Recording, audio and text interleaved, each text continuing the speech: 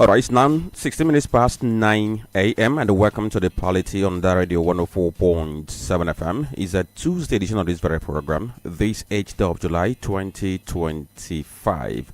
We are ready for this conversation for us to bring you up to speed with developments in the polity. My name is Franklin Ebuka and I'm not alone today because my colleague Chisom Chinedu is here. Good morning. Good morning, Franklin Ebuka. Happy cold Tuesday morning. Yesterday was mad rainy, like very, very crazy. And I wonder how you managed. How I managed? Yes, I mean leaving Onitsha. Okay, that yesterday. Yeah. I had to defy the odds. In fact, I had to step into the rain to be able to find my way home quite early. But like they said, maybe NIMET predicted that because NIMET said from Monday to Wednesday is going to be rainy days. So of course, once I wake up in the morning, I look at my weather forecast. We also do that on the morning drive. Exactly. Look at the weather forecast, of course, know how you can arrange your day. But sometimes you plan your day and the rain will say no. The way you plan is not going to happen that very way, just like yesterday. But all the same, we're good. So I'm going to ask Dr. Tony how he has been dealing with the cold weather and the weather so far. Good morning, Tony. Good morning, Ebuka Franklin. Good morning. The good people of this country, the Nigerians, good morning. The people of Southeast, good morning. Ndi Anambra, Ndi Onitsha. And we are happy to be here once again. And we are back in our sanctuary to do what we usually do here. And also say good morning to God Almighty for keeping us alive. And to your question, how do I manage, or how did I manage? Because we are in the period of rains, and just like I've always said, we are within the tropical rainforest zone, and it's expected. So when you have 4,000 millimeter of water as estimated for country like Nigeria and those who are within that belt, we know that it's going to be a very tough one. But the weather, I love cold weather, there's no doubt. Even though that it has health implication, but the rains have been so much on and on. Yesterday was marathon 1 from morning till night, and as I think a day before yesterday was something similar, and today from the forecast is going to be all rains. So and these rains are beating a lot of people and then destroyed businesses and then push people back. Some people will tell you that I was quite cafe. But then we know it is this season. So I'll be managing anyway, just like every other person. Okay, so maybe by the time we get into the conversation, we'll look at where the rains have wreaked some havoc, like in Kogi State, in Ondo State. We also understand in Kebbi State that properties have been destroyed, no thanks to the rainstorm. And if you're going to cross over the border, you heard about what happened in Texas in the U.S., where over 100 people have been confirmed dead because a certain river, rose beyond what was expected, and it led to the several deaths. Okay, so we have to look at the paper this very morning. But before then, just to let you know that we are live on our Facebook page, Udala Radio 104.7 FM. Get to that very page, like I do all the time. Share the post, like the page, and then join the conversation. Also on Instagram and on YouTube, we also live on these very handles. Udala Radio on YouTube and on Instagram. Get interactive on those platforms. And talking about rains, Tony, some time ago I talked about that axis of the Enugu-Onitsha Expressway close to the toll gates that has become bad. And I said, since FEMA, which is Federal Road Maintenance Agency, has not been alive to its responsibility, if Anambra State government can come to the aid of the users of that very road. I came across that place this very morning and I saw a stretch of vehicle, a very long one, and it happened that there was an intervention which is not having matters. Some persons went and they used some big stones to fill that very pothole, but it hasn't solved the problem. So we are thinking that there should be a solution. Even this very morning, people I was within the vehicle, they're talking about it. They were saying that government of the state can come and help them, since it's not a big thing that would demand so much money to be solved. So it's also a call on the government and also those who are federal workers in this very state, because we know that we have a federal control of works in Anambra State. They have to respond to this so that people will have some respite. Let's not wait until a container falls there, maybe fall on a tricycle or fall on a bus, and then we lose lives. Then we'll begin to issue precedent here and there. And this very morning, too, coming down to Onitsha here, I saw two road accidents. One involving a lorry carrying wood, and another one is a salon vehicle that plunged into a gutter. And like we said, this is rainy season. That if you're driving on the road, you have to drive carefully. You have to drive extra carefully. That's what they call controlled driving, or what they call safety driving. You have to apply this because the road can be sleepy, and all the same, and at the same time, you can't have control of every part of your vehicle. So it's a clearing call to everyone who uses the road to ensure that they ensure that safety is optimized. Now, the places where I saw these accidents, one around in Teje before you get to Ibariam, and then the second one close to that toll gate on this very road. Then CVR is commencing in Anambra State today. The date equals since July 8th, and it's a clear call to everyone who is of age to go and register. It's happening across the 326 wards we have in Anambra State. So, Tony, for people of Anambra State, what are you urging them to make use of this very time? Very important. Many people do not understand the need for this very time. And remember, we discussed this last time. And what he say that the time period INEC has given is not too much. And today being the 8th of July, and we are told that the exercise will stop, not quite long, more like 2 weeks exercise, if I'm correct.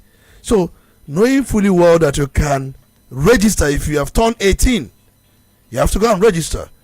And if you want transfer of your voting center, your polling unit, you want it to be transferred to another place where it is more convenient, or maybe you have made relocation, you have the opportunity now.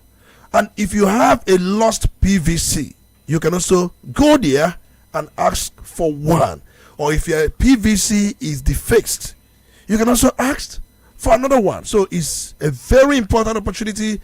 Don't think that the time is too short, that you are doing this, or your businesses will not even allow you. My dear, you have to do something. It's not about talking. And I've said it many times.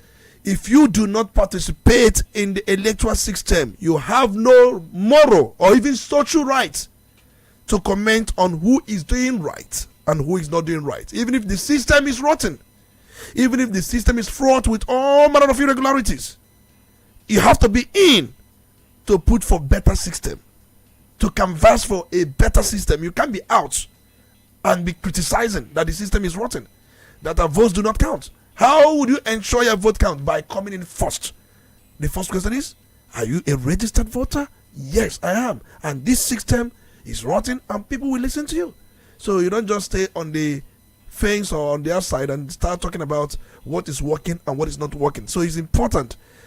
We have said it many times. If you don't know your ward, look around. Around here, I know, Onitsha North or Onitsha South, they have a lot of wards. So even Obosi and other areas, all the local governments, go to your ward. Ask somebody. There is a place or registration center around you so that you just get registered. Okay, don't forget that this is happening on daily basis, including Saturdays, except on Mondays. So between the hours of 9 a.m. and 3 p.m., you can go to your ward and then get registered and become a bona fide civic citizen of Nigeria. That's the message we're leaving with you this very morning. So we have to look at the papers now. Stay with us.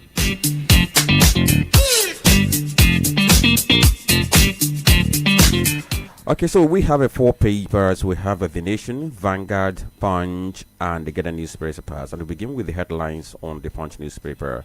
It has a banner headline here that says July flood alert, 20 states at risk despite 620 billion naira intervention.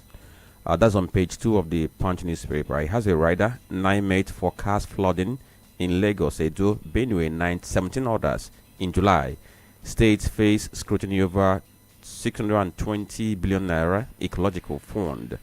This very story is quite interesting because they are saying that over about 12 years, that states have benefited about 620 billion in ecological intervention fund, but they had to use this very fund to intervene in ecology issues as expected. So these very 20 states that are at risk of flood in this very July, what would they be doing? You can see that on this very story on the Punch newspaper. Beside the nameplate, we have the headline that says Nigeria's reform push yet to reach masses. IMF is the one saying so. You can see that on page 29 of the Punch newspaper. Then above the nameplate, 2027 firestorm as APC coalition battle for northern ADC leaders. ADC accuses FG of backroom deals with northern leaders. APC fumes. Check page 2 of the Punch newspaper. Ladoja next in line as tribute flow for late Olubado. That's on page 27 of the Punch newspaper. And then Kenya anti-government protests leave 10 dead, dozens injured. That's on page 21 of the Punch newspaper. There was a protest in Kenya yesterday. In fact, Kenya has not rested ever since Ruto, announced that he's the tax, which he later withdrew. But they are not giving me any breathing space in that very country. U.S. Embassy begins screening Nigerian students' social media accounts. That's on page 27. That should be last week that we saw a lady who came out on social media to cry that she got into the U.S. but she was sent back to Nigeria because the U.S. Embassy took a look at her activities on her social media handle. So that tells you that whatever you do on social media, that somebody's taking note. And by the way, something happened to me that was about I think about 3 years ago. Thereabout, when Mary Beth Leonard was a U.S. ambassador to Nigeria. Just because of an interview that I wanted to have with them over the phone, guess what? All my details were logged with U.S. Embassy before that interview could happen. So that tells you they take records seriously.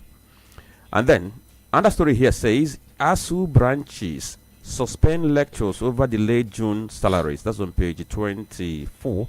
I think ASU in Unijos and some other universities that have already embarked on this very strike. Senate braces for showdown as Natasha plans return today. Page 27. We talked about this yesterday, so we laid insight into this. There's some other stories you might see inside the pages of a Punch newspaper. This one says Atiku may never be president. Boala, he was on TV yesterday. And this one says troops arrest bandits after forward attack on Polity community. Bauchi herders, farmers back ban on roadside farming. 5 Edo IDPs set for Nigerian law school graduation. That's quite interesting.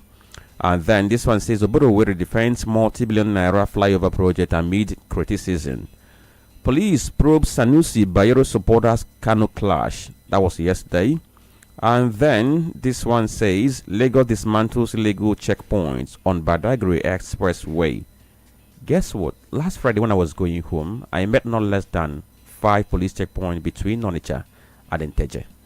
And I was wondering what actually happened that very Friday. So these are stories we have on the Punch newspaper. Oh, well, maybe if you count the ones you meet from Nteje to Oka, you'd realize that it has become a part of our lives and we are tired of complaining, all for our security. And if only it would actually keep us secure. Why not? A couple of weeks back, I was on my way to Oka and it was in the evening. I heard a particular group of drivers complaining about not taking a second trip back to Onitsha because, in their words, Nana Nazimoto. I do not know how much report the security agencies have on this, but this was what they were discussing among themselves. And I was like, oh well. If only we would have security officials prevent things like this. If they want to live on the roads, maybe it's better for us. On the Vanguard newspaper, there are a couple of stories here. As a matter of fact, a lot of them. Above the nameplate of the paper, the first thing you'd see, customs engage international airline operators on money laundering. No rift between Buhari and Tinubu. Garuba Shegu has that to say on page 10. And talking about customs, you'd find that story on page 20. Emirship Tassel, police launch investigation on supporters of Sanusi Bayero clash in Kano. This is on page 50.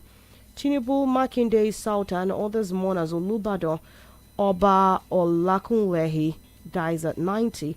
Find this on page 7 of the Vanguard newspaper. Banner headline here, 2027, presidency plotting to destabilize us.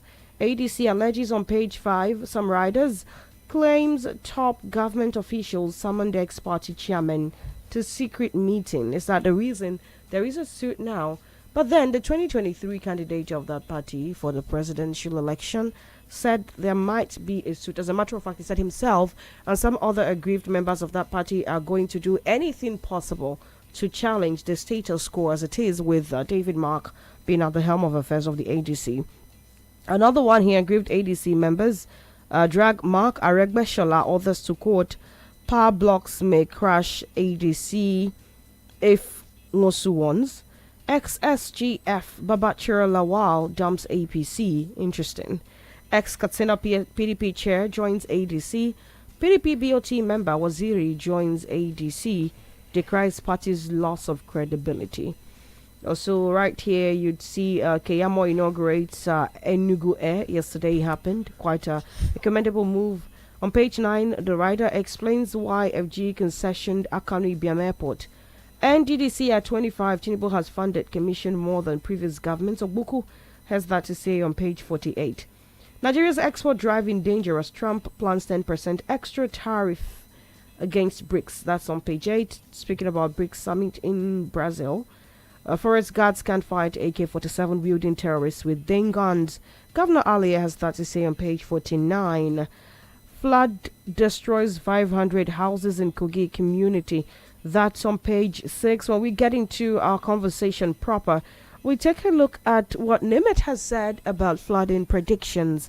Of course, these predictions were made last year. How come we were not ready for what may come this year? Those are some of the stories you'd find on the Vanguard. Okay, so talking about the launch of Enugu Air, I think in the media there have been mixed reaction about it. Some persons are saying, of course, this aligns with the vision of the governor to launch Enugu as a hub for investment, because he planned to grow the GDP of that very state before he leaves office. But on the other side, people are having some concerns, going by the precedents of things we have had in Nigeria. If government can actually manage something as capital intensive as an airline, but the government said they are prepared, they are into PPP to ensure that happens. And then Festus Keyamo, the minister, talked about the concessioning of the Academy International Airport, saying that government has been spending some money without getting value for that, so they want the private investor to manage that. Let's see if they are going to have a meaningful output from there. So over to the Nation newspaper. And the banner headline says, how we are using cash from subsidy removal by Tinubu. You can see the riders here, or rather, okay, they are not riders actually. I think I have to run from there. And then, beneath the nameplate, ADC members ask court to void Mark Arebo Shola takeover. That's on page 2 of this very paper. And then, customers slam banks multiple charges on accounts. At page 7, I get or no, because banks, that was on Saturday. Okay, that was on Sunday. I made 2 transactions, trying to recharge my electricity through my bank account, and the 2 of them failed, and I was charged 200 naira for each of the 2 failed transactions, and no refund. So, for how banks are ripping off small money, but a big money won't be. I think they've also implemented the taking charge from SMS. Did you get the message? Yes. And then, under headline here says, petitioners seek presidential pardon for farmer sentenced to death. That's on page 2. Olubado's passing, 7 days to first anniversary shakes city. Rider Tinubu Makinde Sultan lead tribute.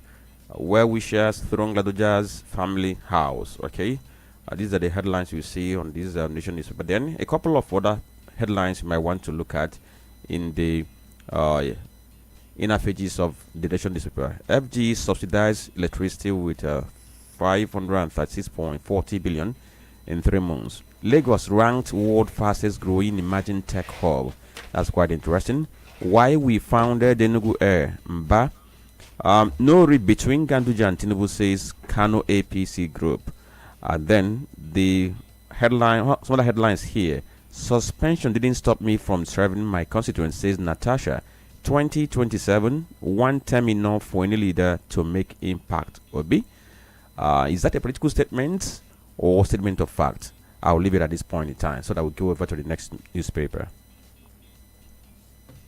All right, then we're going to go over to The Guardian, right? The Guardian newspaper here. Fiscal inefficiencies erode Naira's prospect despite weakening dollar. Find this on page 6. Beneath the nameplate of the paper, flood destroys 500 houses in Kogi community. This is on page 3, Franklin. We are talking houses and properties are destroyed. We are the poverty capital of Africa. Things like this plunge us deeper into poverty. And year in, year out, we get these predictions. Why are we not acting on them? There is ecological fund. What are we doing with it? Keyamo inaugurates Enugu Air as Mba vows improved air travels. That's on page 29. NDDC commits to improved mandate delivery on page 29 as well. Opposition unity at risk as ADC leadership faces legal hurdle. Collapse warnings. That's on page 6. Palace guards injured. Police vehicle vandalized as hoodlums attacked Sanusi's palace. On page 20. Court jails 9 Chinese nationals over Ponzi terrorism scheme in Lagos. That's on page 5. Tinubu insists fuel subsidy unsustainable, benefits only rich citizens. Page 5. BRICS summit between Nigeria's interests and global south agenda. Find this on page 4. Okay, so these are the headlines we have on the dailies this very morning. Next will be for us to get to bring you our conversation this very morning. Stay with us.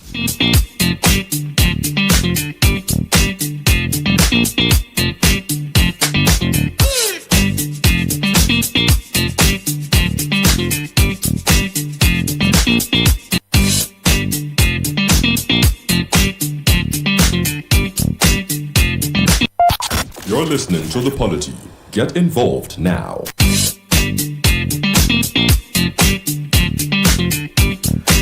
Okay, so you're listening to the Polity on that radio 104.7 FM. It's now 9:39 a.m. My name is Franklin and Ebuka Chisom and Dr. Olisa Mbeki. All of us are together this very morning for this very conversation. Don't forget our Facebook page is live. Udala Radio 104.7 FM. Get on that very platform and get interactive. So we'll begin from the known, which happens to be the Okwap known now in the country.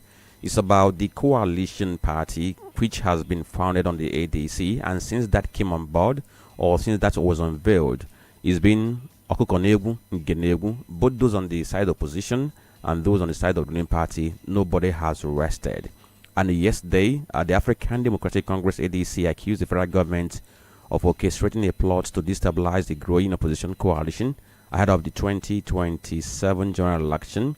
That was a statement which was issued by the party's interim spokesperson, talking about Bola Abdullahi, who happens to be former Minister of Sports. In that very statement, the ADC is accusing the APC of using intimidation and coercion tactics to undermine the ADC's growing momentum as a credible opposition force. That very statement went on to say that that the former state chairman of the party and key members of the party's executive committee in the northeast and the northwest, that they were summoned to a secret meeting with senior federal government officials. According to the ADC, the meeting had no connection to national security or peace building, but was rather intended to pressure the attendees into supporting a scheme against the opposition coalition. Let's take a quote from what he said. "We have credible intelligence that the aim of this meeting is not for national security or peace building. It is to intimidate, coerce, and if possible, co-opt these individuals into a fabricated scheme against the opposition coalition. This is not politics. This is sabotage." Who is saying so? Abdullahi, this national spokesperson of the ADC. And this is not the very first time we have heard from an opposition party accusing the presidency of sabotaging the efforts of opposition parties. PDP said that, Labour Party said that, and some other parties. But the president, during his speech on Democracy Day, he said he had no hand in what is happening in the opposition parties. But if they fail to address their house, that he is happy to see them in disarray.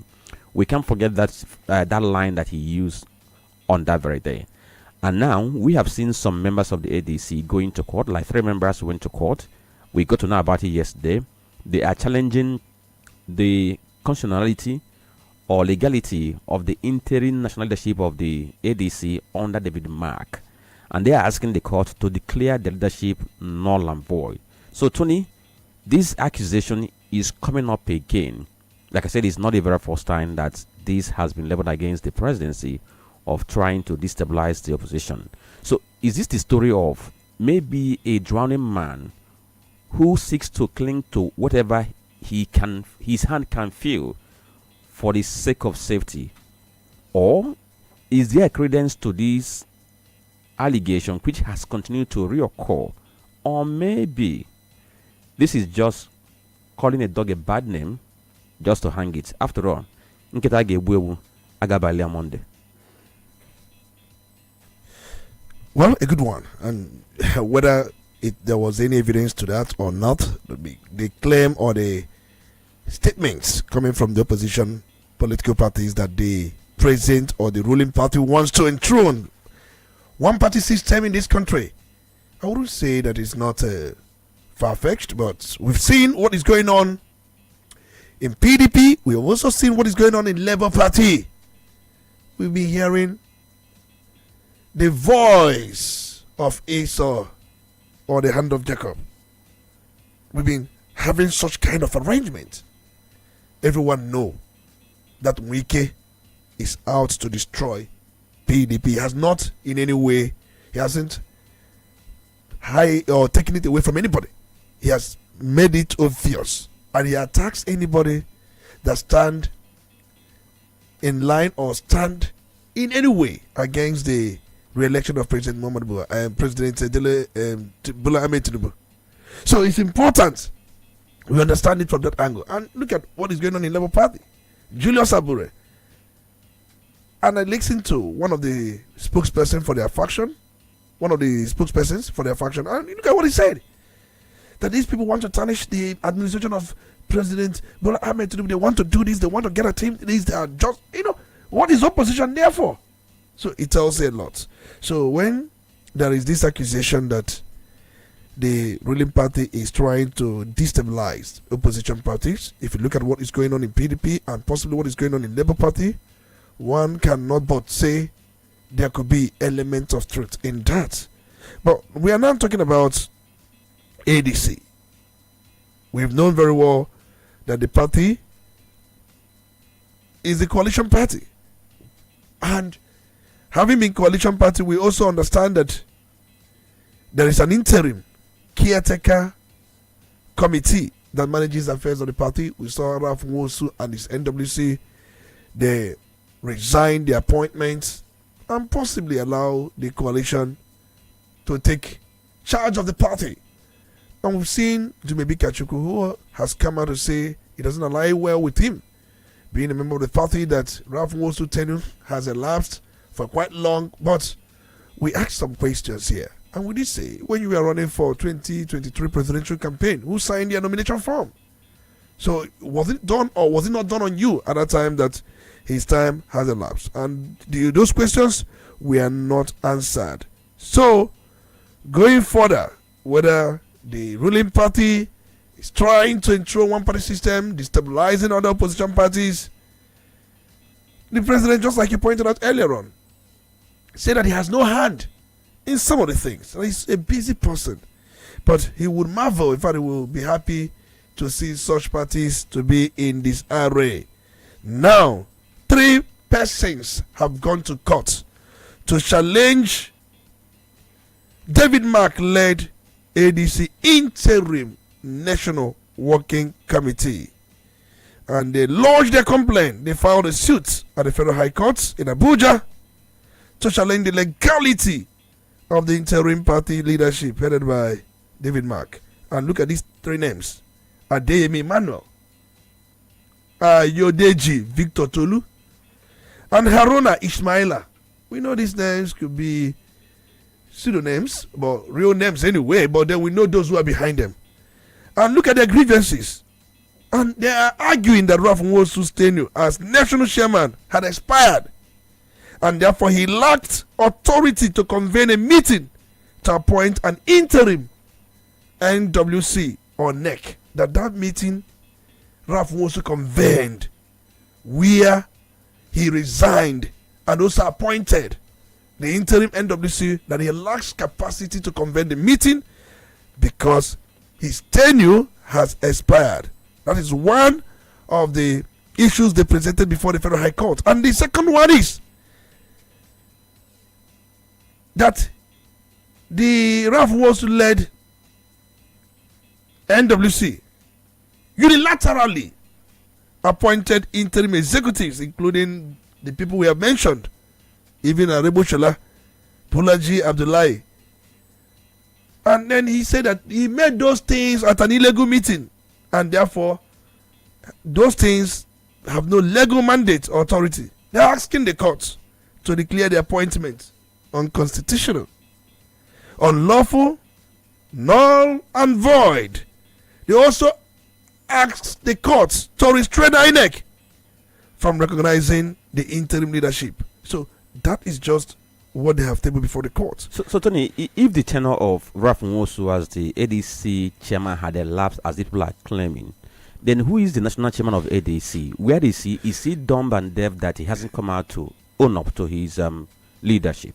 I think that is one of the things that the respondents or the defendants in this matter, once you've been taken to court, you must appear. You ask a very silent question. So if Ralph Nwosu's tenure has expired, the question is, who is the ADC national chairman before the coalition movement came on board? Who was that person? And then if you go to INEC website, before then, even they have not transmitted everything to INEC. So even if you go to INEC website now, who you will see there is Ralph Nwosu. And from the look of things, there is no litigation. I remember the very day we discussed this extensively, I did say that the last they came close to challenge his leadership, I'm talking about Ralph Nwosu, was in 2022, where one Awashika came out as the caretaker national chairman, backed by some factions. But over time, there was some level of settlement, and Ralph Nwosu continued. So, if you are saying that this man is not a national chairman, who is a national chairman? If you are saying that his term has expired, it is also within his rights to convene a meeting, to convene a convention. There is no vacuum in power. The suit brought forward by these three persons, I know that those who are behind these three persons, forget these names you see on the surface, there are people who are behind these names. Now, these people who are coming out to speak, like the likes of Kachuku and the three names we've identified, and then some state chairmen, like that of Benue, Akwa Ibom, what they are doing could be said to be within their rights as citizens of this very country and members of the party. But on the other side, some persons might say that if they're just doing this for people to recognize that they exist and see if they can get their own settlement, because in this kind of arrangement there's no way there won't be settlement. So does that mean that there was no wide consultation before arriving at the interim leadership of ADC? Let me answer this. These people who are doing this, they are not looking for settlement. They have those who are backing them, possibly to destabilize the party or the ADC. Now that is one. Then the second part of it, whether there was wide consultation before the coalition movement came on board. The NEC it wasn't the NWC. Ralph Nwosu convened a NEC meeting, but they have termed the NEC meeting to be illegal, saying that at illegal NEC meeting. And he made appointments. In absence of national convention, maybe the Congress or the national convention of a party, which is the highest decision-making body of any political party, the next is NEC, and NEC is more broader compared to NWC. So it was at the NEC that this transition was made. So no one would say there was no consultation. Even the presidential candidate of the party in 2023 is also a member of the NEC. So if you are invited for such a decision or for such a meeting, you abstain from such invite. What if he wasn't invited? There's no way he would not be invited. He's a member of the NEC. Yeah, he's a member of the NEC, but we know that sometimes when some powers that be want to do certain things, they have sort of some factional invitation. What if he wasn't invited? I'm asking, what if? Just what if? Because from what he said during the interview that he had, he said nobody was consulted. As a matter of fact, he claimed that even state party chairman had no idea of what was happening. And in his words, he said, the former national chairman of that party sold the party. He said he was sold, and that the NEC was a sham. It wasn't as holistic as was made to believe. Let's begin with the very first question: whether he was invited. He hasn't claimed that he wasn't invited. All he was saying was there was no consultation. There are two different things. I wasn't invited to this meeting, and I listened to Dumebi's submission. He didn't say he wasn't invited. But let's assume, just like you said, that he wasn't invited. It does not also invalidate the outcome. But I think he admitted that he was consulted. Yeah, but they couldn't arrive at something. See, it's a game of number. The majority will always have their way. The minority will have their say. That is democracy for you in any gathering.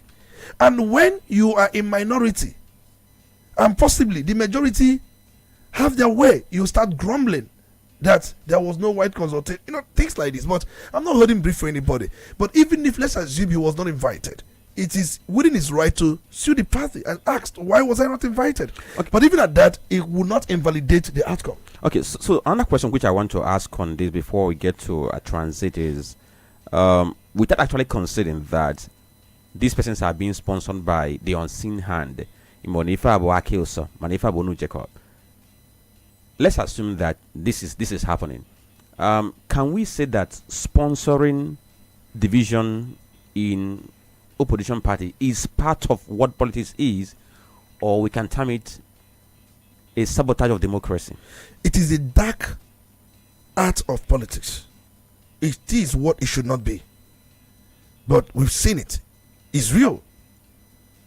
So it is the dark art of politics where you try to sow an apple of discord in the other party to get them to be in this, to be shambolic, to be in this array, just for you to have your way. It is a dark, just like in football.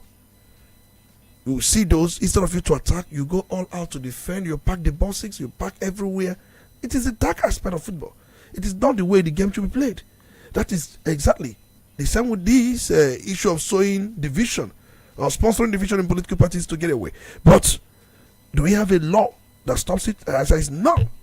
Do we have anything against it in based on our rules and regulation? The answer is no. So people are using it, but then you may question them on moral ground. So the other day, Elon Musk, he had this fallout with President Trump, and then he floated a new political party, and he announced it, and many shared, and so many said, "Oh, we don't need it." And he felt that the two political parties, the dominant political parties, because there are many political parties in the United States of America, but there are two dominant ones: the Democratic Party and the Republican Party. They have been holding the country to ransom, and you know why he was doing that? Because of the beautiful bill that was passed or signed into law. I think it was on July 4th that Trump signed it into law. So with that in mind, what did he do? He has come up with his own political party.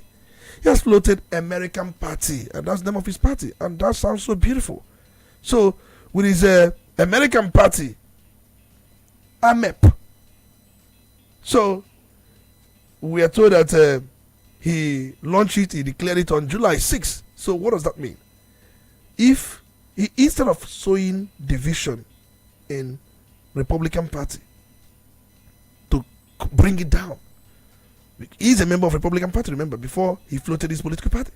But he felt that the best would be to go and take up a new political party and challenge the ruling party, United States of America. And that he has done. He didn't go to, sow this, but I listened to different analysis where we are told that he is somehow close to so many Republican senators and then Republican House of Rep members, the congressmen. If he had leverage on those closeness and work with members of the Democratic Party, they will bring the American government down. They may bring Trump down. But he felt that it is the dark aspect, the dark side of politics. And then he thought, why don't we have this and then challenge these people in another election? Okay, so let's go for this very commercial break. Stay with us. We'll be right back. Udala Radio, 104.7 FM.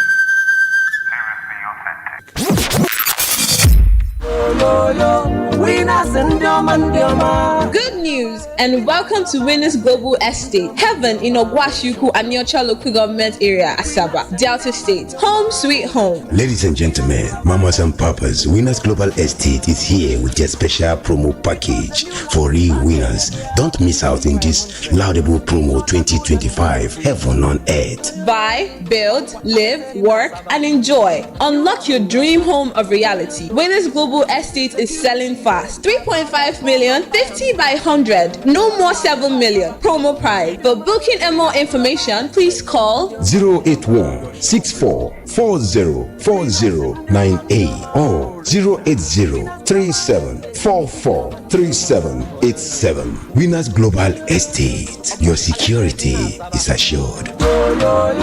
Winners and Winners Global Estate.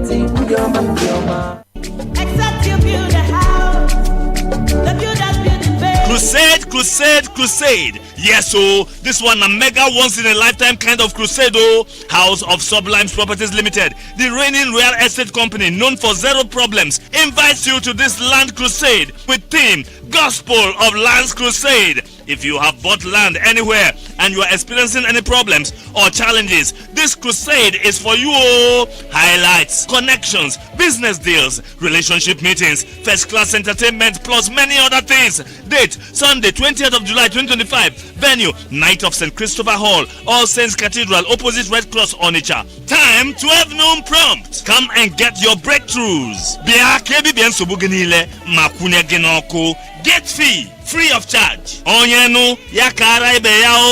For inquiries, call Bishop on 081 36 40 4171 081 36 40 4171. Come one, come all. House of Sublimes Properties Limited. Your peace of mind. Udala Radio, 104.7 FM. You're listening to The Polity. Get involved now.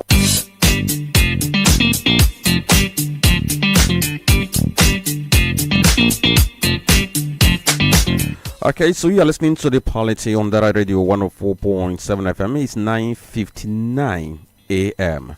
My name is Franklin and Chisom, Chinedu, and Dr. Olisa Mbeki. All of us are together this very morning, bringing this very program. Don't forget we're live on our Facebook page, Udala Radio 104.7 FM. Get on that very page and then drop your comment. So let's switch gears now. Let's talk about another issue that developed yesterday. Yesterday when we were talking about, the weekends out on television and what he said, and I talked about Dele Momodu asking for right of reply on channel television. And yesterday he was on TV where he gave his own account based on the way he was portrayed in that very interview which the Minister of the FCT granted. And that very yesterday, we know that Dele Momodu is the publisher of Vision newspaper. And that yesterday when he was on the show, he reiterated his support for former Vice President Atiku Abubakar to emerge as the presidential candidate of the ADC. He said his support for Atiku does not stop obedience from expressing the support for their principle. And Momodu justified his support for Atiku, saying the former VP is his best choice among the presidential aspirants in the ADC. He said, "My best choice is Atiku, and that is what I expect obedience to say, which I expect those who support Amechi to say. There is nothing wrong with that. This game is a game of numbers, and the people who are most aggrieved today are in the northern part of Nigeria." He goes on to say, "If you listen to Wike very well, they have all been campaigning that the next president should still come from the southern Nigeria, but they know very well that there is no southerner today. The only one who could have attempted is Wike, But since he is supporting Asiwaju, he is no longer available. The moment they started pushing campaigns of calumny against Atiku, you must know that they feel threatened by Atiku. And he goes on to say, he profiled that aspirants should test their popularity in the party's primary. Now, I want to get to a part where he said, I have never asked anyone not to support Obi. Obi is my very good friend. If you asked me about one of the people who should lead the coalition, I would say it should be Obi. As a Democrat, I am appealing to them, hoping they will be able to do it democratically so that they will not say they were forced upon them. Now, at the end of the day, what he's saying is that is ADC is going to scratch the surface. If he's going to dislodge Mr. President in 2027, one, the candidate of the party must come from the north, because according to him, in the north, that's where you have most of the agreed politicians who will be able to come together to dislodge Mr. President in 2027. And he's saying, by the time ADC wants to pick its candidate, it should be a primary election, other than maybe going for consensus or any other arrangement. So let's start from there. What he's talking about. We know that we're in the era where people are clamoring that for the purpose of balance of power, the South should complete its 8 years so that power can get back to the North. But Momodu is saying different thing. He's very, very entitled to his opinion. He has expressed his opinion. That's the beauty of democracy. You say what you want, and you also allow another person to say what he wants. But I completely disagree with Dele Momodu on that very idea or thought he shared yesterday. He's a very good friend to Atiku Abubakar. Both of them have been too close, and he's also close to P2B. I remember when P2B visited him in London, his home in London. We've known him for quite a long time. He has been in the system. He's a strong member of PDP. In the last election, he supported Atiku. Presently, he's still supporting Atiku. He's one of the friends Atiku has had over time that has shown strong commitment. We give it to him. Now, coming back to what he said, that why he wants a northern candidate, and there are people that share such thought anyway. One, that they are more aggrieved as far as this Tinubu government is concerned, and they have large chunk of votes. So with their grievance, measure it with their votes. So whoever that comes from north wins the race. That's his own calculation. He's right to calculate that. But he has forgotten that if Atiku comes from north, the southern side of the country will vote for Tinubu. Majority of them. Because there will be this thought, there will be this calculation that if we can give, Buhari just finished 8 years, and you did not want a southerner to even just finish his 4 years, and you want power back to north. And Atiku is not promising to be there for one term, just like others have promised. Obi has said one term. We've heard Amechi say one term. The idea is to ensure that balance. That if I come in now, I wouldn't say beyond 4 terms. So to avoid dominance of power in one region. So it implies if Atiku becomes a candidate and eventually wins, power will be in the north again for another 8 years. Put it together, a space of 16 years with South having 4 years. That is dominance. That is hegemony.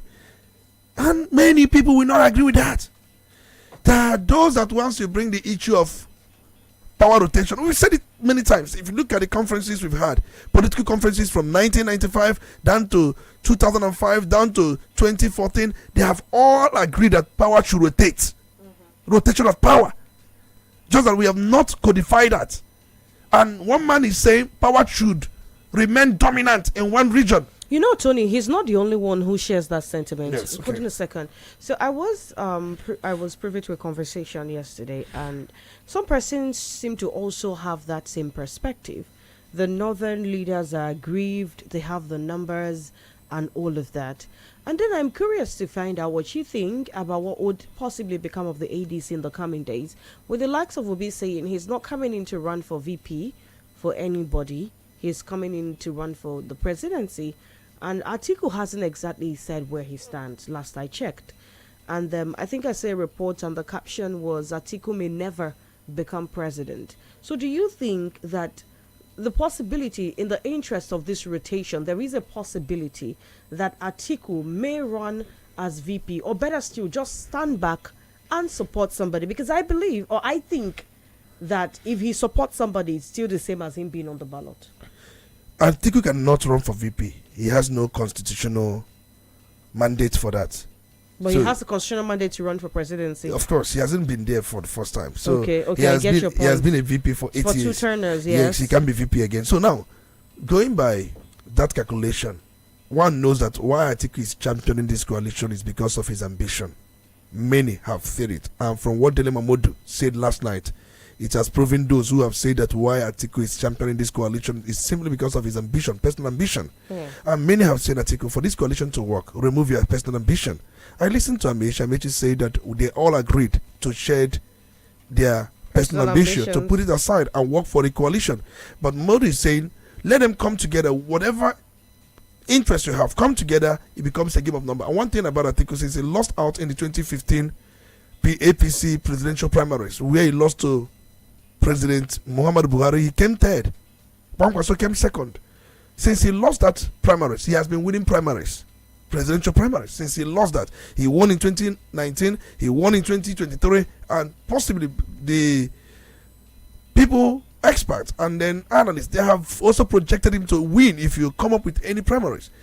I don't know. He has the dollars, he has the money to spend on delegates, to give delegates. Wike couldn't match him. In the last primaries, PDP had. Wike shared dollars. Atiku shared dollars. But Atiku was able to galvanize more than Wike.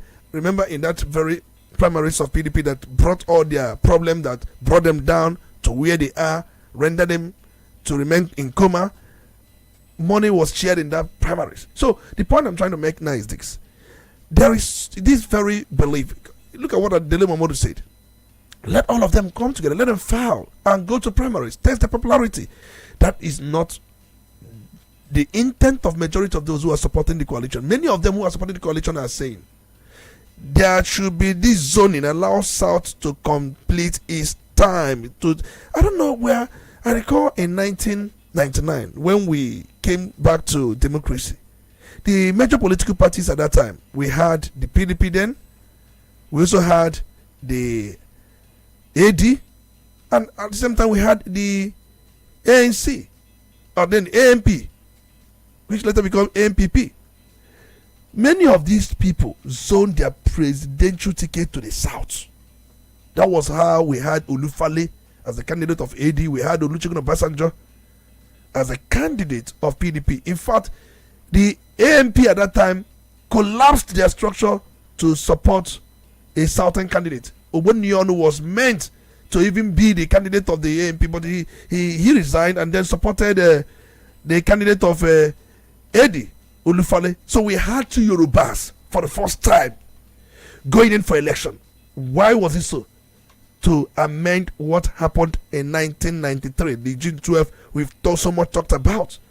The very first time in the political history of this country, two Yorubas came together, and majority of Nigerians voted for Obasanjo. The Southwest did not vote for Obasanjo, they voted for Olufale. But finally, Nigerians won, not the Southwest. And it had been like that. Obasanjo spent 8 years. And Obasanjo felt the need to ensure that power gets back to North. He was close to Peter Odili at that time. People doubted Peter Odili to succeed Obasanjo. But Obasanjo knew very well that he cannot succeed him, owing to the fact that he comes from the South, the Southern region, the South. So he ensured that power rotate to the North. That's how Yar'Adua came on. So Tony, do you think that one of the biggest issues that this coalition is going to face is deciding whether they are going to zone the ticket to the South, or leave it open, or allow the North to take it because they aspire to dislodge the ruling party? That's the problem. That the biggest problem this coalition we have is the presidential ticket, who gets it and how to go about it. If they throw it open, as PDP did, that was what killed PDP. In the case of APC microzone in their heart and then decided to throw it open. That was why you saw many people supporting Bola Ahmed Tinubu at the primaries, and he played his cards very well. So you must always microzone. The mood of the nation now is that the north, the southern part of the country completes its time. That's the mood of the nation. So you don't go against the mood. You don't say because what is opportunity cost? If they go the north, what can they gain? If they go south, what can they gain or what can they lose? Now, I don't want to be a political prophet for these political parties, but I must let you know this. Yes, APC has got a candidate in the person of Bola Ahmed Tinubu. He's the candidate of the APC come 2027. And now you are trying to play the politics of aggrieved, marginalized. The Southeast has been marginalized for a very long time. They have been aggrieved for a very long time, and nobody has considered them for anything. So you can't bring the sentiment that the North is aggrieved because of Bola Ahmed Tinubu's presidency, which they also helped to enthrone. And because of that, they want power to return to the North. It makes no sense. There are many people who are aggrieved in this country. It is better to make good political calculations. The other thing is said that they have the numbers. We saw in 2011, northern part of the country supported Goodluck Jonathan to beat President Muhammadu Buhari. President Muhammadu Buhari scored about 12 point something million votes in 2011. Jonathan scored about 14 point something or close to 15 million votes. What did that tell you? That was the mood of the nation. The mood of the nation at that time was that Jonathan be allowed to run. Even when Jayaradua died. And then he came out and then narrated his story. The story got the emotional part of Nigerians. I had no shoe, I had no this, you remember how that story was. And many Nigerians came out. He was able to beat Buhari in some parts of the north. Buhari came close. That was the mood of the nation. It's not about who is most aggrieved. I've not seen people winning election based on being aggrieved or based on having. It is always based on the mood of the nation. And the mood of the nation as you speak now is that the South be allowed to complete its term. So every other reason you are deposing that they have got the numbers, who told you that the North cannot show support to a certain candidate to win? And the Obi, for me, has shown some level of bridge building across the Niger. So the obedient movement, if you go to social media, if ADC has, let's say, 100% support on social media, obedient gave them that 95%. You know, Tony, when you speak about the mood of the nation and not based on some other sentiments, I am curious to find out if we are suddenly believing that the role of ethnicity in the entire numbering that politics is about, has it in any way been depreciated? The role of religion. Unfortunately, these are the two things that the persons with the numbers also would always, fix into their logic whenever they have to vote. Definitely, we've seen these two things you mentioned play a big role in our politics. Religion plays a role, ethnicity plays a role, region plays a role, and some of these things. But what the party does is to manage these things. You think ADC is managing it or will manage it well enough? I don't know. Because Atiku is bent to be the president of this country. And if he comes out as a candidate and if he goes on to do what he usually do during primaries to win primaries, P2B will pull out. And if P2B pulls out, ADC is divided. And you can't go to a war. You can't go to such a battle. I'm talking about war now. I mean political war. You can't go to such a battle with a divided house. And what is, in fact, Dele Momodu's statement last night would even gladden the heart of APC. They will say, we said it before now. We predicted this. We projected. They will have problem. Leave them. These things are small screen. We have problem. It will be a clash between P2B and Atiku Abubakar. And P2B has said he will not be a vice to Atiku Abubakar. Atiku Abubakar hasn't said anything, but his puppet, Dele Momodu, has said something. In fact, what Dele Momodu said yesterday was the mind and heart of Atiku Abubakar. So it's purely a clash between Atiku and P2B. If you had gone through a statement which was issued by Timmy Frank, who used to have an affiliation with Atiku on Monday, he said ADC shouldn't make a mistake of insisting that each candidate must come from the south. That where the person comes from will be immaterial. That what Nigerians need is somebody who will be able to deliver the goods to Nigerians. And we're going to go for this very commercial break. Once we return, we'll look at another issue which is in the front burner this very morning because we are in the rainy season. And of course, issues are coming out from there. But just to add that from that yesterday interview, Mamodu confirmed that Wike shared $30,000 to delegates in the last PDP primary election. He didn't tell us how much Atiku shared. That's what I'm saying. Even Timmy Frank that you mentioned is also supporting Atiku. The key thing is that a party may not come out openly to say we are zoning to this side. Zoning is in the mind. They will have it at the back of their mind. And that will also make some candidates who are running, like someone like Atiku. If Atiku says, I'm no more in the race, that tells you that is micro zoning. In fact, that is zoning in the heart. So that is it. All right. So while Atiku hasn't said anything, Daniel Buwala, the man who was on his side and then saw the light on the side of Mr. Tinubu, Mr. President, he said yesterday that Atiku may not have been destined to become president because for him, 2023 was his best chance to become, but it wasn't meant, and for him, the time had gone. Maybe the chapter had closed for Atiku. Let's see what happens by the time we return. Stay with us, we'll be right back. Udala Radio, 104.7 FM.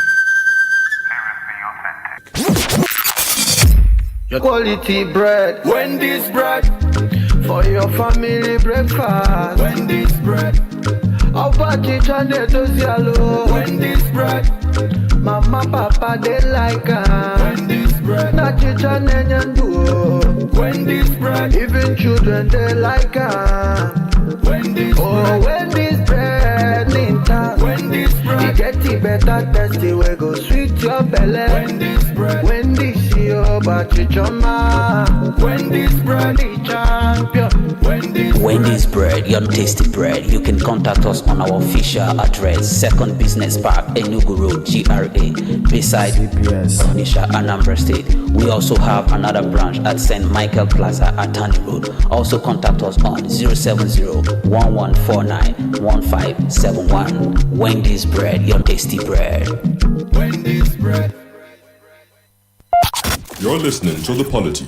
Get involved now.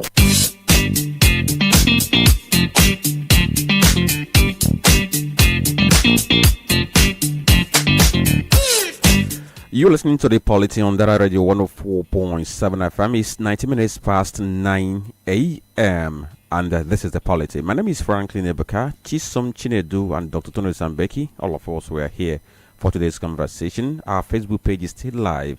Likewise, our YouTube channel. For that YouTube channel, please try to subscribe to the channel. It costs no money. Just click a button so that each time we post a video, you get notification in case you missed any show. That will remind you to go and watch that very show. That's the essence of that notification bar button.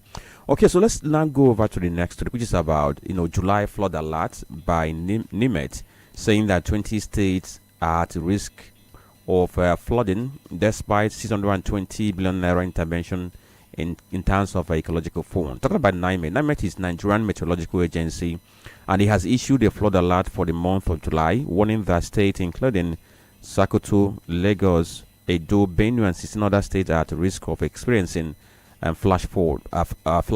In fact, there was a flash flood risk alert for July 2025, which was released on Monday by the agency, and that showed that states with varying probable risk of experiencing flash flooding events due to the onset of rainfall across the country. We've seen that.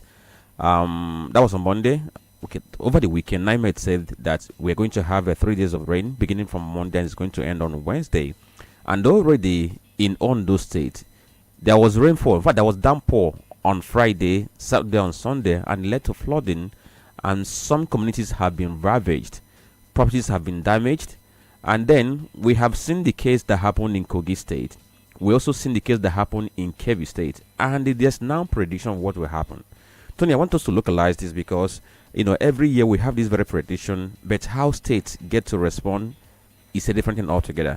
And you keep on wondering if we have people who go to monitor areas that are prone to flood. Let me tell you what happened on Saturday. I went somewhere in Idemili North for an event, and when I was going back to Oka, when I got to Oyago Abagana, that was when the heavy rain that very day started, and I waited there for the rain to stop.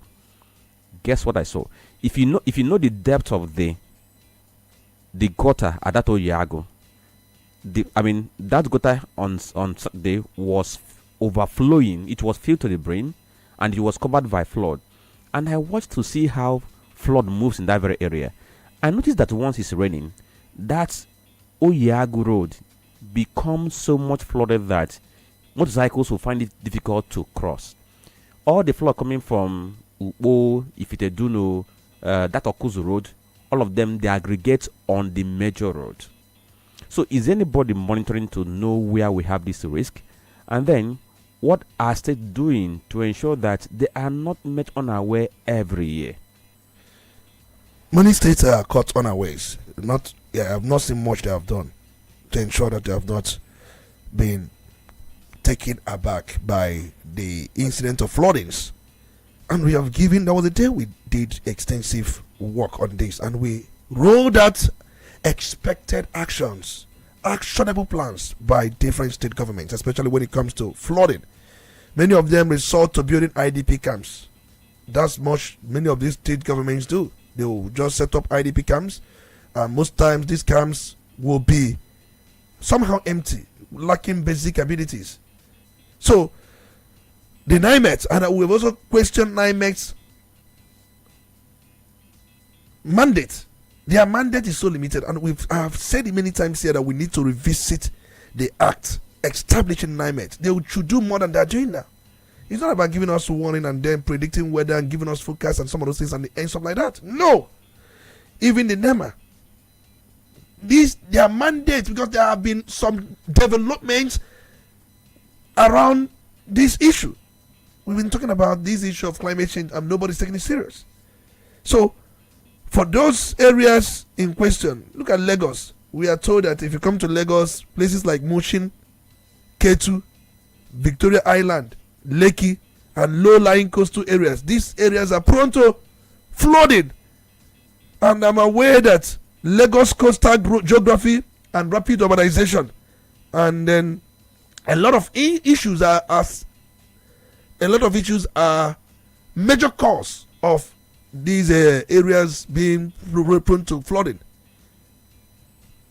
Reclaiming some part of the ocean, rapid urbanization, inadequate drainage systems, and these things make the whole thing, they make flooding to be susceptible to coastal and then urban flooding. If the Niger area we talked about more the other time, where flood killed a lot of people, I can't remember the number of tally we had as a result of that death. I think about 206 persons died. Where devastating flood. Yeah, and we also around hear May, about 600 are still missing. 600 are still missing. So it tells a lot. And Mokwa is in the Niger area, in fact the Niger State, Niger River area. You can also talk about even Lokoja. Look at what is going on in Plateau State, Kogi State as we speak right now. Flood is devastating in that very state. Places like Ibaji, Lokoja and Basa, and even Kogi local government areas. These areas are prone to flood. Are you going to talk about Port Harcourt? In fact, there was a period I was in Port Harcourt when it rained. I nearly regretted why I came to Port Harcourt. But we saw the entire Port Harcourt metropolis. These areas are, in fact, they are prone to flooding. Are you going to talk about Yenegua? That one alone is flood on its own. It's surrounded by rivers all around. Makodi, Benue State, the same thing. So, even FCT is not left behind. We have seen even flooding in Kano State, where unrestrained urbanization drive by the government, these things has caused quite a lot of damages. So we can go on and on. My concern is that these states haven't done enough to avert the whole thing. The Nigerian Meteorological Agency that issued a flash flood risk alert for July. We saw what they did. They identified how many states? 20, right? They identified 20 states with varying risk of high flash flooding. But these states, I think we have states. I don't know if our own state is there in that very Because I know when I looked at the states they published, I saw states like Bayelsa, Bauchi, Delta, Edo, Kaduna, Lagos, Nasarawa, Niger, Ogun, and Ondo Rivers, Taraba, and then even Yobe and Zamfara. The Arugungu as part of Zamfara state, and even Sokoto state. So what should we be doing differently, Tony? Because the statistics about what the floods do to us are not new. 2012 was devastating. 2022 was a mess. 2024, I mean, we just cannot keep counting the casualties every single year. The rains are something that have become they have always been a part of human existence. I do also understand that even in developed climes, I think Texas, the flash floods are affecting different parts of the world. Texas had a lot of casualties in the past few days because of the flood, and we understand, but what can we do differently? At least in the area of prevention, let's start the work gradually. It looks like we are not even doing anything at all, because year in, year out, it is the same woeful tales that we get to tell. What we should be doing, we should construct modern drainage systems and channels, even tunnels, drainage systems, and even flood barriers. There's what we call flood barriers. We are talking about these places. Remember our own Oboko backyard here is also prone to flooding. Hope you are aware. Yeah. So in a place like Oboko, we can at the same time build flood barriers. Very important. And then we have seen that before, and we can also make certain infrastructure investment in some of these areas. And apart from that, even the NIMET, the NEMA, their early warning, in fact, they should enhance early warning dissemination, particularly in the high-risk states.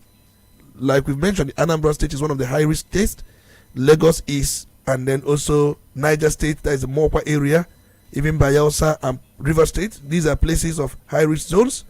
And then the issue of those who have been placed in IDP, there should be deployment of relief materials and temporary shelters and water purification equipment, as done in Mokwa and some part of Kogi State. These are some of the actionable measures that should be taken. But key thing should be making certain infrastructure investment, flood barriers, water purification, drainage channels, and then tunnels I've mentioned. We should also guide this flood. We know their pathways.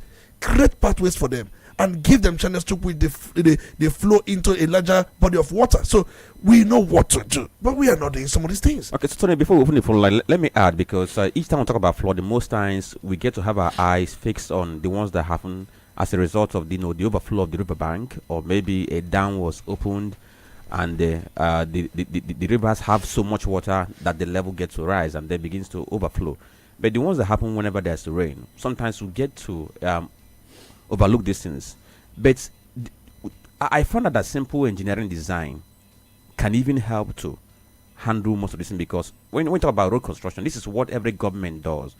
But we tend to play down the fact that road construction engineering can play a vital role in managing and mitigating the impact of water accumulation when there is rainfall. Take, for instance, I know that there's what they call elevation and grading when it comes to road construction, where you get to raise road levels, whereby roads are often elevated above known flood levels to prevent submersion. That's what they call proper sloping. In engineering, they call it a kimber and other things. Then you talk about side drains and gutters. You talk about cross culverts, where you can allow water to pass under the road, especially in rural or flood-prone areas. There are some things that can be done using proper road engineering to do, but it appears that the kind of road construction we do this very area is just chilokute wasanana, bokota, and that's all. We have not made right investment in managing flooding. We have not.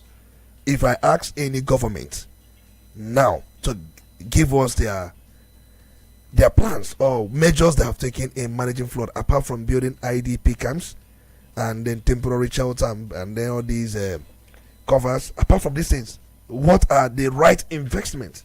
We've not done that, and we keep having the same problem from time to time. If the dam in Cameroon is opened, it's all over. In fact, if you look at Asaba here, you know all these things. We've not even mentioned our own backyard, another backyard here, Asaba. There are times flood will take you from the River Niger down to inside town. Everywhere will be flood. Every structure will be submerged. It tells a lot. And I've asked, what?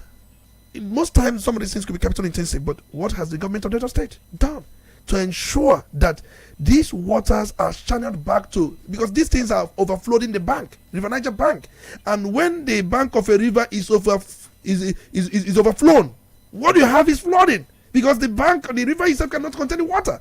So you can raise the bar of this river, you can raise the bank, you can raise the bar, so it can contain more. Do we do that?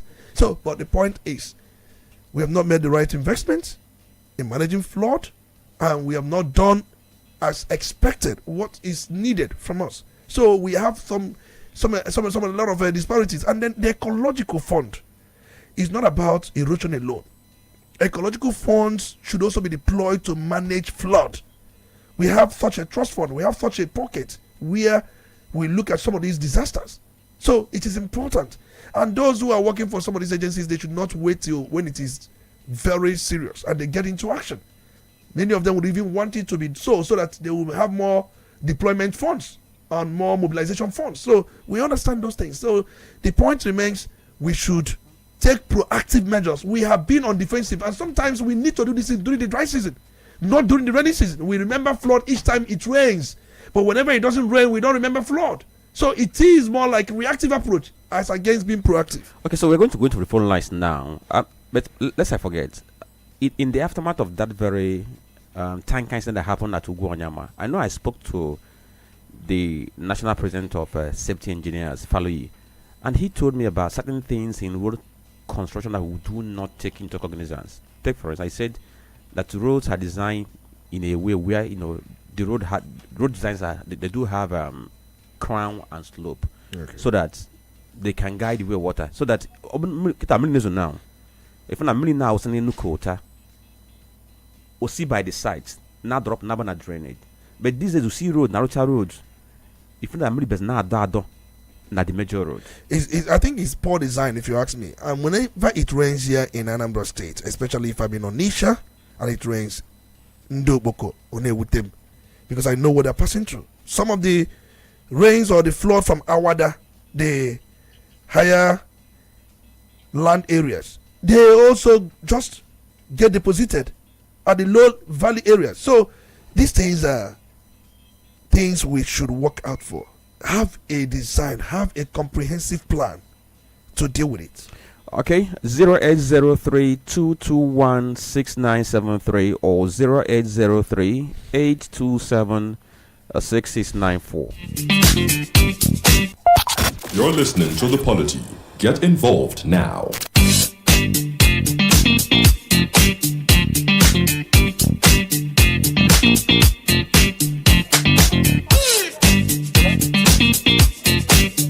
Good morning, sir. Hello, good morning. Yeah, Tony Olisa Mbeki. Good morning. You're welcome. This is Emmanuel, reaching you from Ogidi. Go on, Mr. Emmanuel. Yes, sir. Please, I want to congratulate you. I've been hearing your voice on radio. I get me, sir. Even last night when you were doing program early in the morning, I want to congratulate you for a good job you are doing.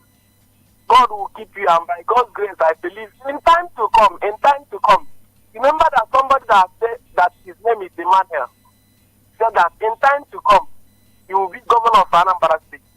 Just mark it somewhere. If what you know, you apply it, if you enter into politics, I believe you will do well. God will keep you. God bless you, sir.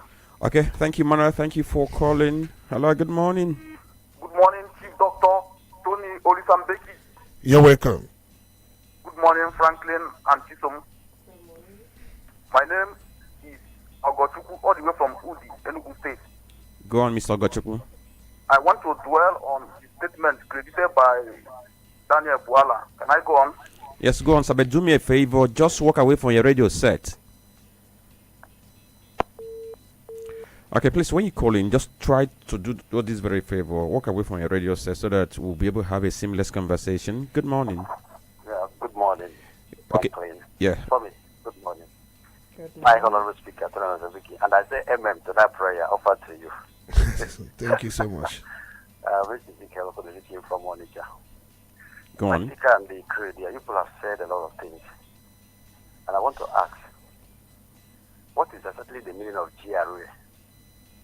That's in quote, government reserve area. I hope you get me right. Is it a place where structures are erected for a place kept in case of any emergency? I hope you got my question. Because this flood of a thing, that's what we call national disaster and natural disaster. But it seems that we are suffering more of national instead of natural. The natural are those who are living within the riverbank, which we know we can't avert. Are you getting it? But what we are saying is that can government do something for those who have that as their landmark, because they have no other place to go? And then the other one, that is man-made.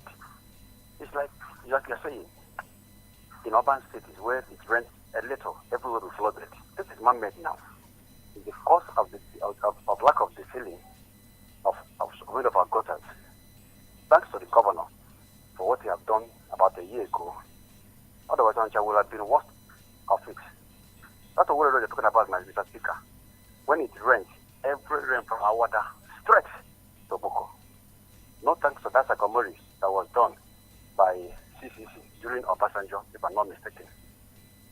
That they have refused to distill. If they have distilled that place at least twice in a year, my speaker, if the rain comes, the level or the gravity of the rain will not be much that will pushing down to Boko. But go there now.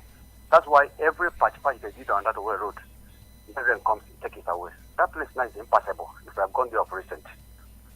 But then, coming to what you have said, my Mr. Speaker, the mood of the nation actually is at the south, Nico.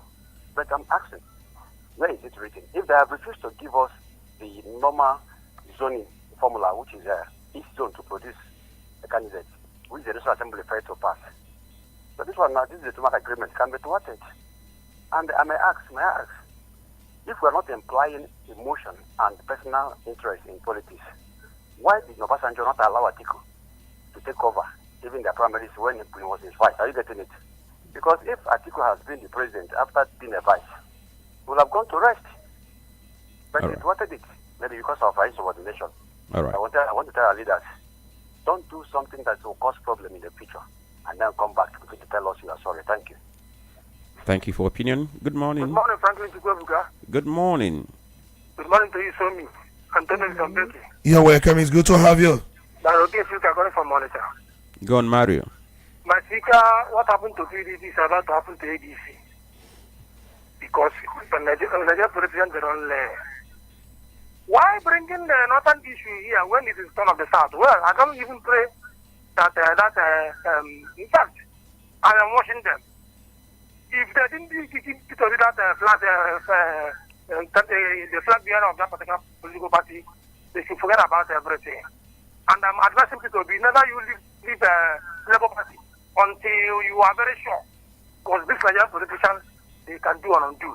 On the side of flooding, my speaker, you made mention of the building drainages and all that. Good.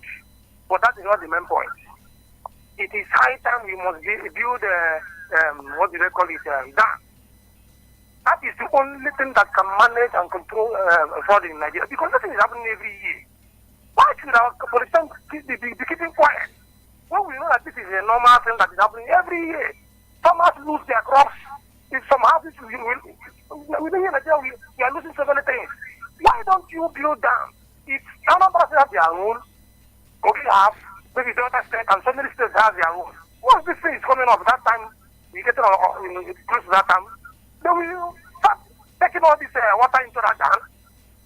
Then when we go to the dry season, then we'll be losing that water. That is only possible way. Building drainage, well drainage and all that. Once river full, everything will come up. We are not used to dredging of river. Okay. Not building a road from Lagos to Calabar, but we take us trillion. But can give us many times in this country. Of the fact that we should get sense, for God's sake. Thank you. All right. Thank you, Mary Kay. Hello, good morning. Okay, try again. Don't forget the full lines are 0803 221 6973 or 0803 827 6694. Good morning. Good morning. Good morning. You're welcome. Chief Simon Wangu from Ozovo. Gone. These people has come again. PDP has spoiled. They are coming to ADC now. I want to tell Mark, they know if they go to court, these people have planted something there. When they now come now, they will just give them verdict. PDP has gone. Please give our Peter warning. You will put one leg at ADC and keep himself at Labour, because as we are obedient movement, we give him fight.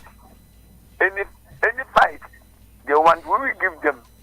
Please give them warning. This ADC, you know, we can one day say that he will put something in that opposition, and he is doing it. That was his work. Thank you. All right. Thank you for joining the conversation. Let's see who we have next here. Hello, good morning. Good morning, Michael. Good morning, Chisom Chinedu. Good morning, my speaker, Olisa Mbeki. You're welcome. It's good to have you. Yes, this is the voice of Honorable the Mayor Okukume Oklola Ochendo and no, calling from Awada this morning. Can I go on? Yes, go on. Yes, I want to advise people because the way things are going now, I foresee this politician as becoming another problem for him. Because the way things are going now, you can see Atiku is not backing down. Omeki warming up so tightly. Let them not bring him in a tight corner in a way that in three ways and drop him there.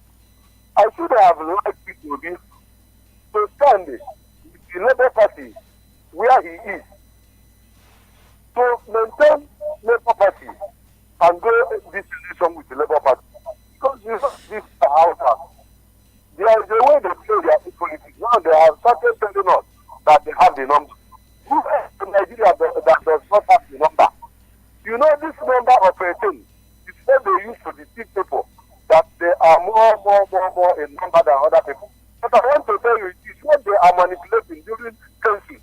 Their number is not more greater than these Igbo people alone, or even Yoruba. So they are trying to manipulate them because how can you come and tell me region that has stayed 8 years, we plan to stay 16 years, and you don't say that we are telling me that they don't have black. All right. So, the Igbos find their eyes out. I want to ask the Igbos now to embrace the Yorubas because how have embraced them, using them to manipulate the Southeasterners. Because yes, really they have about 20 states. But they cannot win the election apart from having Yoruba by their side or couldn't go by their side. But if Igbo and Yoruba will come and synergize, I think all these stories about marginalizing every part will be a past story. I want to ask people, now we are, today is 8. We have to go and register the people that have not registered. Let them go and register. The people that want to transfer. Although I have inquired already, so you know I'm on. All right. Thank you. Please don't forget that you have 2 minutes for you to make your submission. So while you call in, please ensure that you stick to time because there are some other persons who will also like to add their view. Good morning. Hello, good morning. Yes, good morning. Your name? My speaker, Olisa Mbeki. I so much like the way you are talking to us every morning. I want to support the person that called earlier that said that his prayer is for you to be the governor of this state. Because you know you have all it takes to lead this state because you know everything. As we are talking, we are hearing, we are listening to you. So we want to just commend you because you are doing a wonderful work to every one of us. This is Akamere. I'm calling from Fegi. See, I want to just, say something about this correlation. I think the other oppositions are saying that people want to dislike other opposition, but I think that is what is happening at this time. Because you see, every other opposition, if you go to their party, you discover that they are having issues. And that issue cannot be resolved. What is happening in the PDP, Labour and other opposition, you see a lot of things. And now it has come to ADC. And they are talking that they are not afraid of ADC. Why is Wike, is the inception of this coalition? Wike has never rested. He is going to this place and talk about ADC. All right. So That'll be what all. I'm advising to this ADC, please let them sit up and build that they can have a strong opposition against this ADC. My speaker, thank you. All right, thank you. Hello, good morning. Okay, try again. 0803 221 6973. Good morning. Good morning, my speaker. Good morning, your name? You're welcome. Good morning, Franklin. Chisom from our ancient kingdom. My speaker, concerning what is happening in ADC and Nigeria in general, you are advising Peter to keep his party Labour leader in case of anything the other one that happened to the other party did not get the ticket. Will Peter Obi win the election alone without getting much? This is what question we will be asking ourselves. If he remains Labour, can he win the election? Where will he win the election? Is it not better for us to be in second than to lose totally? Let us learn how to play politics.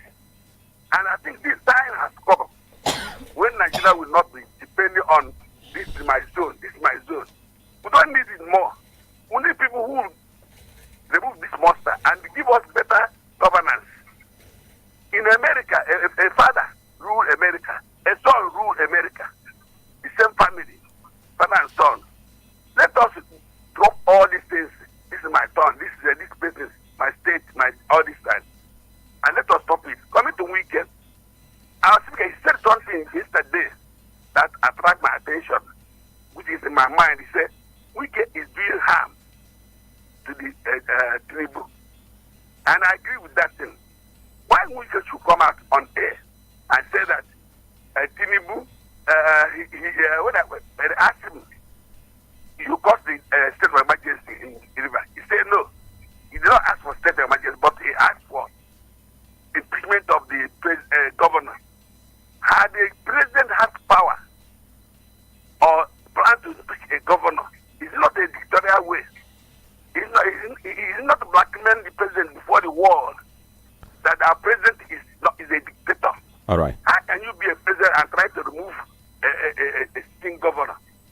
All right. Thank you.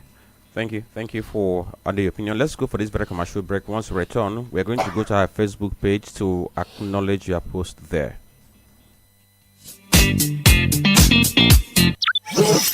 Udala Radio 104.7 FM. Seriously authentic.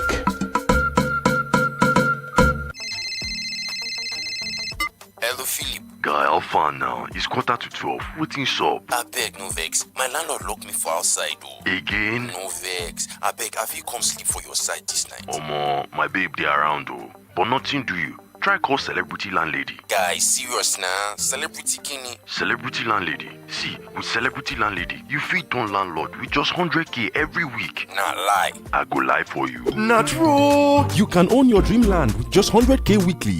Yeah. Yes, with Celebrity Landlady Save to Buy plan, that property where you dream of fit be your own just like that oh. A Save to Buy plan allows you to pay for your dream land instrumentally, easy, flexible and all yours. A Save to Buy plan is convenient and safe. Start now and become a proud property owner in top locations like Otulu Asaba, behind Ogwashuku Polytechnic, Admiralty Drive Ibusa and Isela Asaba. For more information, call us now on 0701 018 8042 or 0903 844 9351. Celebrity Landlady, turning you into a proud homeowner.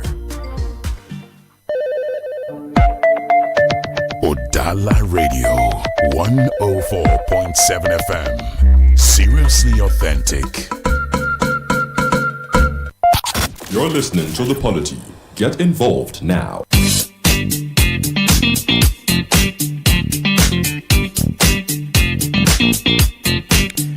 Okay, thank you for staying tuned to the Radio 104.7 FM, and this is the final lap of this very program this morning. So we are going to head to our Facebook page to see what you are saying on that very page before we get to leave the studio. Alright, and I'm heading over to Facebook. You can drop your comment right under the post related, or the video related to the show, actually streaming live. Maole Bara says, which infrastructure did Mr. President channel our subsidy money to? He must give account of this money.